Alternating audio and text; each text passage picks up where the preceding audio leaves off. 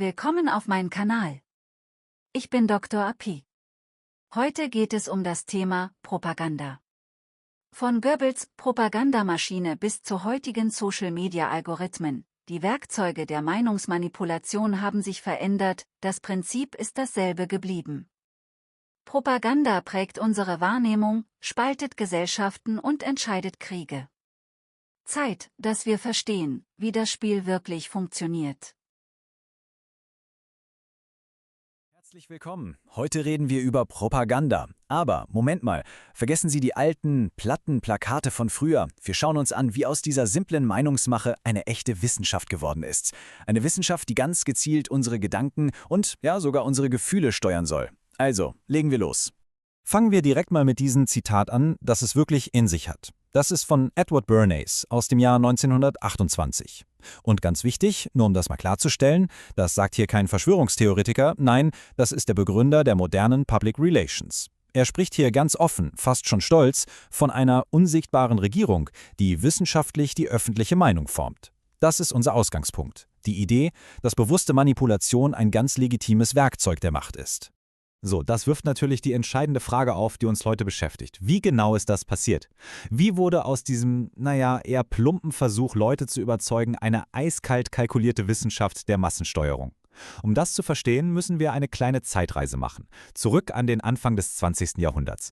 Und damit betritt auch schon unser erster Protagonist die Bühne, Edward Bernays. Man muss sich das mal vorstellen. Er hat quasi die Blaupause für fast alles gelegt, was wir heute als Public Relations, als Unternehmens- oder Regierungskommunikation kennen. Er war derjenige, der PR in eine Art angewandte Sozialwissenschaft verwandelt hat. So, hier sehen wir ihn, Edward Bernays. Und das wirklich entscheidende Detail, das ist seine Verwandtschaft. Bernays war nämlich der Neffe von niemand Geringerem als Sigmund Freud. Und genau das ist der Schlüssel zum Ganzen. Er hat sich die Theorien seines berühmten Onkels genommen, Sie wissen schon, die über unbewusste Triebe, unsere tiefsten Ängste, und hat sie zum ersten Mal systematisch darauf angewendet, die Massen zu beeinflussen. Im Grunde hat er also keine Produkte verkauft, er hat Gefühle verkauft. Was an seiner Definition so genial und auch ein bisschen unheimlich ist, ist der zweite Teil: Ereignisse zu formen oder zu schaffen. Verstehen Sie? Es ging ihm nicht darum, auf die Realität nur zu reagieren. Nein, er wollte sie aktiv inszenieren. Sein wohl berühmtestes Beispiel ist einfach unglaublich. Er hat Models bei einer Parade Zigaretten rauchen lassen und das Ganze als Fackeln der Freiheit verkauft. Plötzlich war Rauchen nicht mehr nur Rauchen. Er hat es direkt mit dem unbewussten Wunsch nach Emanzipation verknüpft und es so für Frauen total begehrenswert gemacht. Genial, oder? Er hat kein Wort über das Produkt verloren, er hat einfach ein symbolisches Ereignis geschaffen. Der entscheidende Punkt ist also wirklich seine Methode. Er hat kapiert, dass eine Masse, also eine große Gruppe von Menschen, sich komplett anders verhält als ein einzelnes Individuum. Seine Formel war im Grunde ganz einfach. Finde heraus, was die Masse tief im Inneren antreibt, also das Streben nach Status, die Angst vor dem Fremden, der Wunsch nach Sicherheit, und dann, zack, verknüpfst du deine Botschaft mit genau diesen Trieben. Und das Ganze musste so subtil passieren, dass die Leute dachten, sie würden aus freien Stücken handeln. So hat er aus Propaganda eine Art präzise Ingenieurskunst der Zustimmung gemacht. So, und von dieser, sagen wir mal, kommerziellen und politischen Anwendung in den USA springen wir jetzt zum wohl dunkelsten Kapitel der Propagandageschichte überhaupt. Denn hier wurde diese Verwissenschaftlichung wirklich auf die Spitze getrieben. Aber, und das ist das Spannende, genau hier entstand auch die schärfste Analyse dieser furchtbaren Mechanismen. Und hier sehen wir praktisch zwei Seiten derselben Medaille. Auf der einen Seite die Praxis, Joseph Goebbels.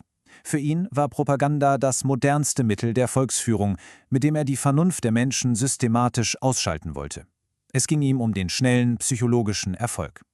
Und auf der anderen Seite die Analyse, der Philologe Viktor Klemperer. Er hat in seinen Tagebüchern die Lingua Tertii Imperiae, also die Sprache des Dritten Reiches, regelrecht seziert. Er hat aufgedeckt, wie die Sprache selbst zur Waffe wurde, die das Denken quasi mechanisiert und am Ende jede Individualität auslöscht. Dieses Zitat von Klemperer bringt es wirklich auf den Punkt. Es ist erschreckend, oder? Wörter wie Gleichschalten oder diese ständige Nutzung von Superlativen und technischen Metaphern, das dient ja nicht nur der Überzeugung, nein, der Zweck war, die Persönlichkeit zu betäuben, den Einzelnen, wie Klemperer es nannte, in ein Atom eines rollenden Steinblocks zu verwandeln. Die Sprache selbst wurde also zu einem chirurgischen Instrument, das die innere Welt der Menschen komplett umformen sollte.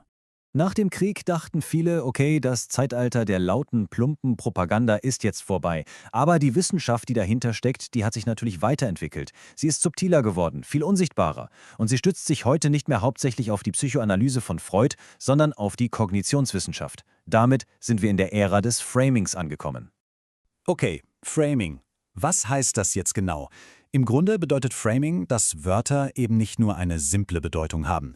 Sie sind wie Schlüssel, die in unserem Gehirn ganze Deutungsrahmen, sogenannte Frames, aufschließen. Man kann sich das vorstellen wie ein ganzes Netzwerk aus unserem Wissen, unseren Werten, unseren Emotionen zu einem Thema. Und wenn ein Politiker ein ganz bestimmtes Wort wählt, dann wählt er eben nicht nur dieses eine Wort.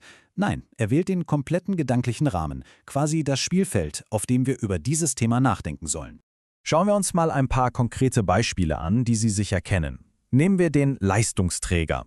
Sobald dieses Wort fällt, wird sofort ein bestimmter Frame aktiviert. Eine Gesellschaft, die in Macher und Empfänger unterteilt ist. Oder nehmen wir Steuerasyl. Das klingt ja fast harmlos, oder? Damit wird Steuerhinterziehung nicht als Verbrechen dargestellt, sondern eher wie eine legitime Flucht an einen sicheren Ort. Und dann der Begriff Flüchtlingswelle. Der ist besonders stark. Er rahmt Menschen in Not als eine unkontrollierbare Naturkatastrophe, die auf uns zurollt und uns zu überrollen droht. Sie sehen, ein einziges Wort kann die gesamte Wahrnehmung prägen. Und genau hier liegt die geniale Falle des Framings, wie es die Kognitionswissenschaftlerin Elisabeth Wehling perfekt beschreibt. Denn wenn man versucht, gegen einen Frame zu argumentieren, verstärkt man ihn oft nur noch. Denken Sie mal an das Beispiel von eben. Jemand spricht von einer Flüchtlingswelle und Sie antworten, ach was, das ist doch gar keine so große Welle. Tja, was ist passiert? Sie streiten zwar über die Größe der Welle, aber sie haben unbewusst den Rahmen akzeptiert, nämlich, dass es sich um eine Welle handelt. Man bleibt also im Bild des Gegners gefangen. Clever, was? Und das bringt es eigentlich auf den Punkt. Wer es schafft, die Frames zu setzen, der kontrolliert die Begriffe und damit die gesamten Spielregeln der Debatte. Man zwingt seinen Gegner quasi dazu, auf einem Spielfeld zu spielen, dessen Regeln man selbst aufgestellt hat. Die Debatte ist also schon gewonnen, bevor sie überhaupt richtig angefangen hat. Okay, fassen wir das Ganze mal zusammen. Was bedeutet denn diese ganze Entwicklung für uns heute? Wer zieht da eigentlich die Fäden in unseren Köpfen? Diese Zeitachse hier zeigt die Eskalation eigentlich ganz gut. In den 20ern ging es los mit Bernays, der mit Hilfe der Psychoanalyse unsere Triebe angesprochen hat. In den 40ern hat dann Klemperer schonungslos analysiert, wie Sprache das Denken mechanisiert. Und heute zielt die Kognitionswissenschaft mit Framing direkt auf die neuronalen Strukturen in unserem Gehirn. Man sieht also, die Methoden wurden immer präziser, immer wissenschaftlicher und vor allem immer unsichtbarer. Wir schließen also mit einem Gedanken, der irgendwie Warnung und Aufruf zugleich ist. Meinungslenkung ist heute keine plumpe Angelegenheit mehr. Es ist eine hochentwickelte Wissenschaft. Und der wichtigste Schutz, den wir dagegen haben, ist das Bewusstsein dafür. Zu verstehen, wie diese Mechanismen, wie diese Frames funktionieren. Denn nur dann können wir sie auch hinterfragen. Die entscheidende Frage, die am Ende für jeden von uns bleibt, ist also, wer kontrolliert die Bilder in Ihrem Kopf? Danke fürs Zuschauen. Wenn dir der Beitrag gefallen hat, abonniere den Kanal und gib ein Like. Das kostet nichts, hilft aber anderen, diese Inhalte zu finden. Bis zum nächsten Video.